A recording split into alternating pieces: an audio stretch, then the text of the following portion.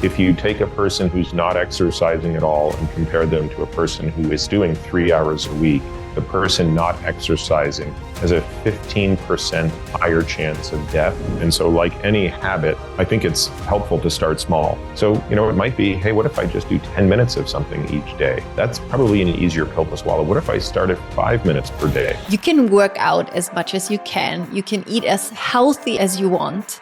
But if you are really mean in your head towards yourself, my theory is that all the workout, all the healthy food, all you do like on a physical level, you will probably still get ill.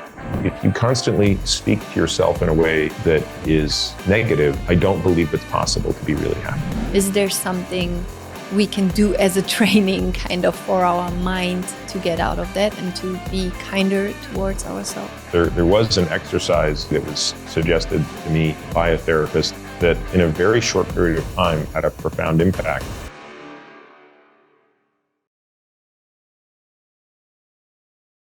I'm so excited and grateful. Peter Attia, welcome to the show. How are you? I'm great. Thank you very much for having me. So it's 11 a.m. How do you start your day? What are you doing to feel good, to be healthy and full of energy?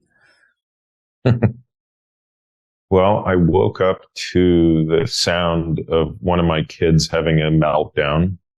So the first half an hour of my day was spent trying to get him back on track so that he could go to school.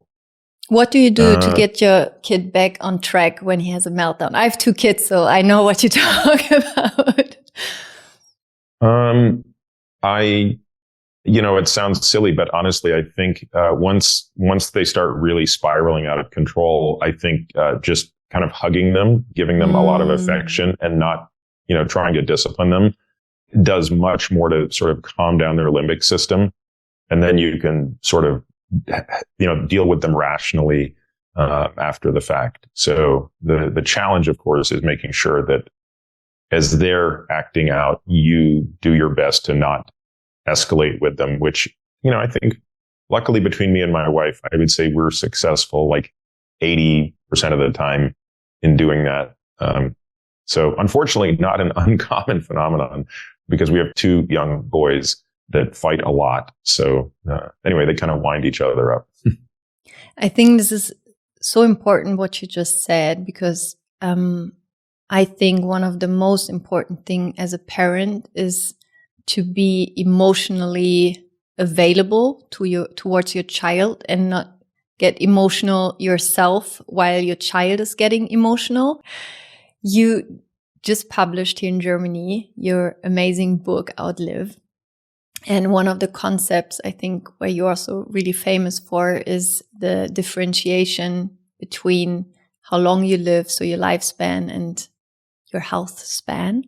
I know you get this question asked a lot, but still, as in Germany, it's a new concept. Would you explain what's the difference and how can it help us to be healthy and, strong and healthy inside of ourselves if we take the health span also in consideration of how we live? Yeah. So, maybe I'll just explain broadly the concepts. Health span is really about how well you live, the quality of the life in your time. And lifespan is a simpler idea. It's really just how long you live. Mm. So your lifespan could be 75 years, 80 years, 90 years, et cetera. Health span really, I think, has 3 components. I think there are 3 areas that make up health span. You can think of them as 3 legs of a stool, which really suggests you have to have all 3 to some extent.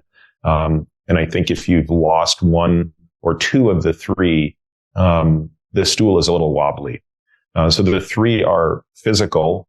So how your body works, do you have the strength and the endurance and the flexibility and the balance to do the activities that you enjoy?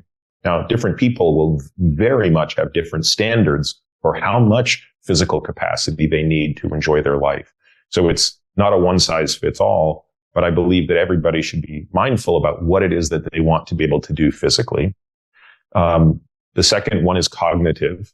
And this is something that clearly is transitioning as we live our lives, and we, our intelligence changes as we age, goes from what's described as a more crystallized form or a more fluid form to a more crystallized form. But regardless, having executive function and processing speed and memory, the ability to solve problems, all of those things matter, again, to different extents, to different individuals. People will have a different standard, but I think people want to have their standard met. And then the third piece is emotional health, which really centers around happiness, which involves your relationships with other people, your relationship with yourself, your sense of purpose in life, and the sense of achievement in a meaningful way. So satisfaction, working hard to do something and then being able to do it. I mean, I think those are very important things. And so those three things taken together constitute some measure of what I think of as health span. And, two of those are declining predictably as we age, the physical and cognitive piece. But the third piece actually doesn't need to decline with age. And I think that in many ways, that might make it the most important, or the one that without which the others don't matter. And so I think as we age, hopefully we can continue to improve our emotional health. And if nothing else, that makes life continue to be rich, even as our cognitive and physical bodies decline. I think it's a really interesting concept. I always said that about relationships, that so often we measure a relationship on the length of the relationship, but I think a way better measurement is the quality of the relationship. Because you can be married 50 years to a person you actually don't love, and everyone would say, whoa, they were married for 50 years, but they were both really unhappy.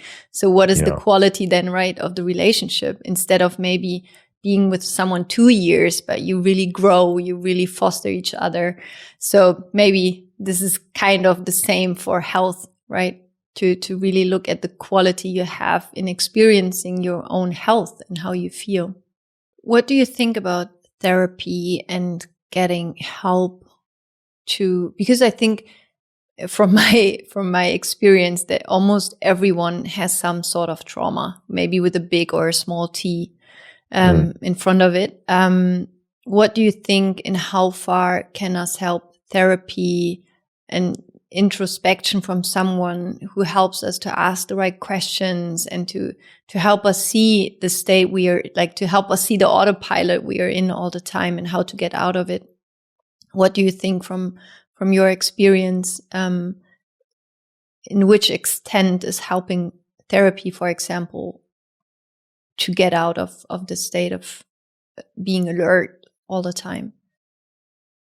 I think that therapy is a very important tool if there is a history of trauma that's unresolved. I think it would be hard for me to say that everybody should be doing some form of therapy, but I also think I could make a pretty compelling case for it in the following manner. I'm certainly comfortable making the assertion that everybody needs to be physically very active. Right, as we age. I mean, you need to be physically active at every age. And by extension, I think you could make the case that anybody who is interested in self-improvement probably would benefit from, if nothing else, the occasional interaction with a qualified therapist. Now, you could also say, well, maybe that could be substituted by having meaningful friendships where similar topics are discussed. And I think that's entirely correct. So whether it's someone that you're paying as a therapist or, a very wonderful spouse or friends, I do think every one of us needs a place to be able to go and talk about, not just things that have happened in the past, but, frankly, things that are bothering us in the present. What do you think in comparison from women to men, which in in regards to our emotional health? Because I think women are more likely to talk about what is going on. They are maybe even more in touch with their feelings. Is there a difference between the emotional health of man and woman in comparison as we age? Yeah, that's a good question. You're correct that there are clearly differences between how men and women are socialized around these issues. I do think that's changing quite a bit. I think that the world today is very different from the world 40 or 50 years ago. And I think more and more men are willing to talk about their struggles, just as women are. And frankly, I still think that even among both sexes, there's probably still an insufficiency in that regard. And I hope that, in 40 years, we're looking back at today and saying, boy, it's amazing how closed off people were then. And again, I don't think that this means like sharing with everybody. I don't think this means that this is all you talk about or anything like that. I just mean that, a greater sense of awareness for how our past, not necessarily, even, quote unquote, big trauma, but just how the events of our past have shaped our behaviors and our beliefs in the present. And I'm not sure, what the data suggest about that with respect to sex differences as people age. Do you, you have two boys, your sons, in which... And I have a daughter as well. And a daughter as well. How do you teach them to be in touch with their emotions? Or do you teach them, or you just live by example, kind of? Or what can we do as parents also, especially with boys, to be able to express their feelings? And I think, interestingly, girls, when we grow up, it's more like, don't be angry, don't be so loud. So we usually have to be the cute ones, and the boys it's the opposite, like, don't cry. So we learn to oppress different kind of emotions, as in Germany, at least. I don't know, for other countries, but how do you do it with your children? Is it a conscious decision to really try to help them be emotional free?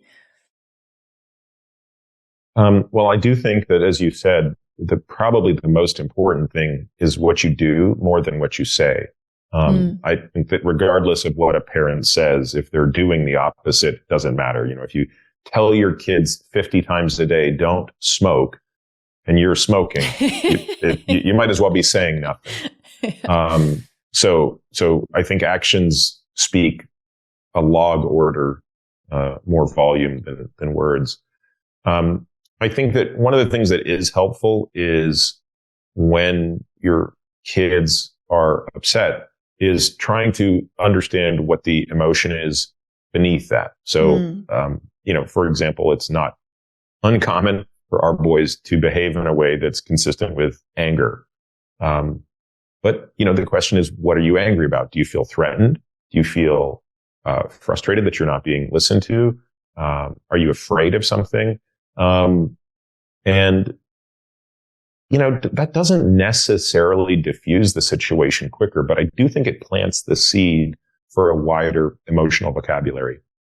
So it's about learning to see what is the unmet need I have, and the response to the unmet need I have is a certain emotion that I express as a child. And as a parent, we try to kind of translate the emotion into what is actually there, what you need. Yeah, I think that as an adult, it really becomes beneficial to be able to quickly identify what is the real emotion at the root of the emotion I'm perceiving. And again, this is not always straightforward, and it really does require some reflection. So in as much as we can begin that habit in a child, even at a simple level, I think it hopefully will become easier for them as they mature. So I'm very often, because I work like in the emotional field, in the spiritual field, and I have the theory, and I'm curious what you think about it. So I have the theory that you can work out as much as you can. You can eat as healthy as you want. But if you are really mean in your head towards yourself, and if you talk yourself down all the time, and if you really don't appreciate yourself, and you just like, I always call it like bullshit FM, like you have this radio station in your head that is just like bullying yourself kind of all the time. My theory is that all the workout, all the healthy food, all you do like on a physical level, you will probably still get ill at a certain point of time, because I think that our mind is so strong, and what we tell ourselves is eventually being materialized kind of. So what is your perspective on that? Well, I completely agree that, in the example you use of really horrible negative self-talk, is destructive. And regardless of how healthy you are in all the traditional, metrics by which we try to improve our health, if that area of how we talk to ourselves is out of line, it's difficult to achieve your full potential. I don't know that I can put a percent on, how much that influences things or what that actually translates to. So I won't even try to do that. But what I will say is, even if it doesn't, right, even if it does not translate into a shorter life or more disease, it's undoubtedly translating to a less happy life. And again, I just bring it back to, what is the benefit of living a long life if you're unhappy? So the real reason I think that we want to address our mental health is less, in my mind, because of its impact on physical health, which is important, but it's much more on the obvious thing standing right in front of us, which is why would anybody want to be unhappy? And if you're really unhappy, a shorter life might actually be a blessing. So, if you constantly speak to yourself in a way that is negative, I don't believe it's possible to be really happy. Yeah, I agree. Do you have a tool or a good idea on how someone who's listening right now and who's maybe very active, doing a lot of sports, eating healthy, all these things, but has like this constant mean voice in the head really loud on? Is there something we can do as a training kind of for our mind to get out of that and to be kinder towards ourselves? Yeah, I can definitely relate to this, because it's something that I did for most of my life. And there was an exercise, an activity that was suggested to me by a therapist that in a very short period of time had a profound impact, although it was very difficult. But the exercise was that every time I would have that negative self-talk, I would take out my phone and I would record myself speaking audibly to someone that I cared about, who had done whatever I had just done that warranted, in my mind, this aggressive, hostile talk. But I would do it, of course, in a much kinder way, because if I were speaking to a friend, I would not speak to them the way I was speaking to myself. And then I would actually send that voice memo. I would text it to my therapist. So that might be 3 or 4 times a day. I'm texting a voice memo of me talking to myself, but through the lens of a friend. And very much to my surprise, within about 4 months, that voice inside of my head quieted to the point where, all these years later, I still don't hear it.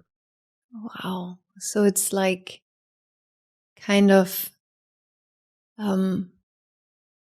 healing through love, actually, kind of, right? Like by loving your friend and talking to your friend in a loving way, learning to kind of love yourself. That's beautiful. That's a good idea. That's really good. Thank you for sharing. And are there moments that voice comes back sometimes and you just get aware of it and you just can detach from it? Or is it like gone?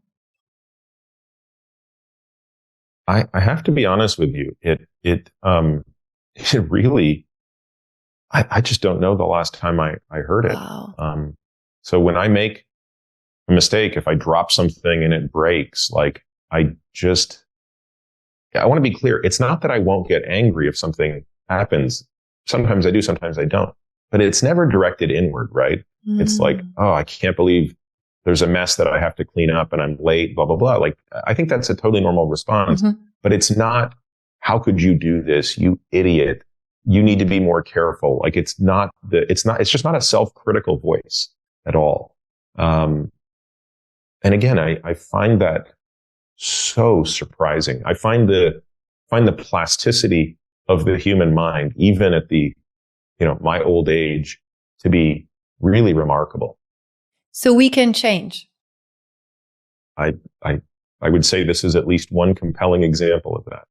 That's beautiful. And I think it's so important because so many people are so attached to I cannot change that. And I think it's so important to really see that our brain can change and our neuro connections in our head can change. And I think it's so important to give ourselves the credit that we are able to do it and to give ourselves the chance that we can learn a new language to talk to ourselves, and we get our happiness back for it. In regards to physical health, so we have sleep, we have exercise, we have what we eat. What would you say is is there even like the one thing for someone who wants to become more physically healthy, the one thing that everyone can change today and has like a 10% more health thing? I mean, it would be hard to say that exercise is not the most important tool that we have to improve our health. It doesn't mean that those other ones are not important. And it doesn't mean, by the way, that in a person who's woefully out of balance in one of those others, that addressing it first might be the most important thing, right? If a person is sleeping 4 hours each night, it's going to be very difficult to improve your health with the perfect nutrition and all the exercise in the world. It's also going to be very difficult to do those things because if you're sleeping 4 hours a night, you will not be eating well because of the impact that sleep has on our appetite and our insulin sensitivity. And you probably won't have the desire to exercise very much because you'll be so chronically tired. So all of that said, exercise is, at least according to all of the data we have, the most important of those tools. And therefore, it's really the one that I think everybody should be taking very seriously. It has the greatest impact on lifespan. And it is perhaps the most important tool in health span as we kind of deal with our mind, our body, and, our emotions. How do we get out of that voice inside of our head that tries to keep us from working out?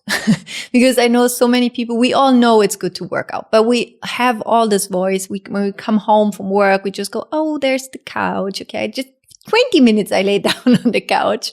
So instead of going towards the couch, how can we get into our head that it's good and healthy and to actually really exercise? You know what I mean? So how do we get ourselves to do the things that are actually good for us?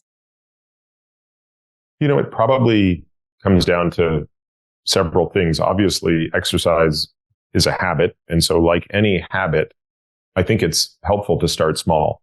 And it might be that, people are reluctant to start because they are thinking of very grand ambitions, where, well, I have to exercise for an hour every day or something. And if you're not exercising at all, to go and do that probably is a very big task. So, it might be, hey, what if I just do 10 minutes of something each day? That's probably an easier pill to swallow. What if I start at 5 minutes per day? I think you also have to be kind of mindful of what's the best time for you to exercise. I don't like exercising late in the day. If I had to exercise late in the day, I think I would be less compliant, because as the day goes on, first of all, my energy is generally kind of going down a bit. And I also feel like there's more and more coming on my plate. So, that's why, without exception, I'm going to exercise earlier in the day than later. And that's something that works for me. For many people, that might not be the case. They might actually want to exercise after work because it's a great way to create distance between work and the next thing they're going to do at home. So I think there's a little bit of just needing to know yourself and try out a few different things. When I was in my residency, of course, I had no ability to exercise in the morning. The only time I could exercise would be after I left the hospital, before I came home. But, back then we were so tired and so sleep deprived that I never, ever, ever went home from the hospital because I knew I would never leave again. So I always went straight from the hospital to the pool to swim before I went home. And no matter how I felt, I just made that happen. Because I knew if I ever went home first, I could never leave. Interesting. Thank you for sharing. Can you put a number on it? A person never working out compared to a person working out, let's say 3 times a week, how much more likely is it for that person that is working out to increase their health and lifespan compared to the person never working out? Yeah, I can answer that question actually pretty well. If you take a person who's not exercising at all and compare them to a person who is doing 3 hours a week, on any given year, the person not exercising has a 15% higher chance of death from any cause. Wow, that's a lot. And that's only at 3 hours per week. As that number goes up, that gap gets even bigger. What would you say is the perfect amount, let's say, of a general human being? What is the ideal times of exercise a person should do to be healthy? It's a hard question to answer because I never like to sort of discourage people from doing anything. Again, exercise is one of those things where every amount is helpful. Okay.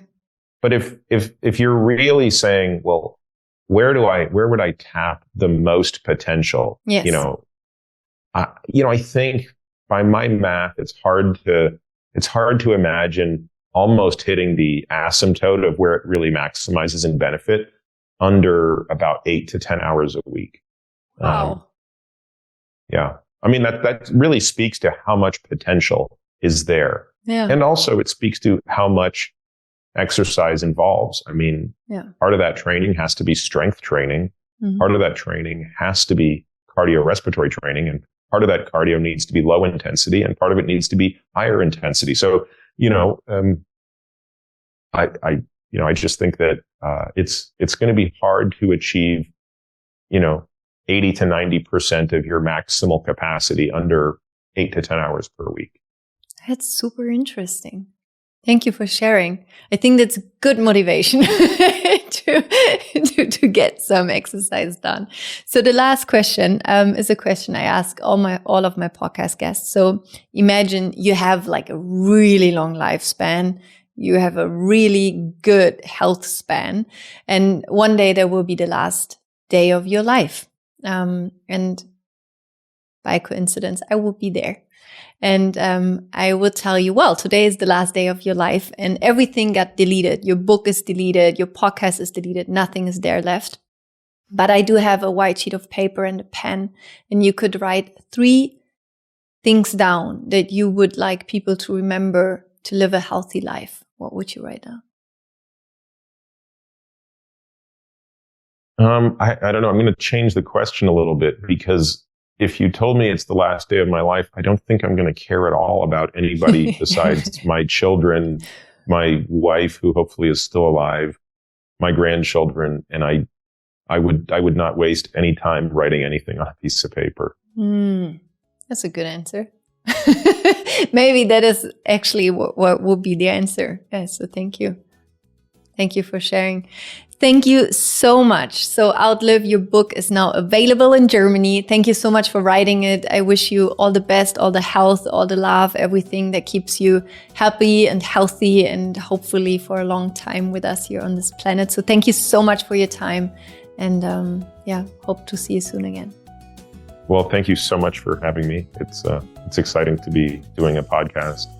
Hopefully the German listeners are able to understand the English. All the Germans I know have great English, so hopefully the population is able to find some value in this. They definitely will. So thank you so much. Take care. Thank you.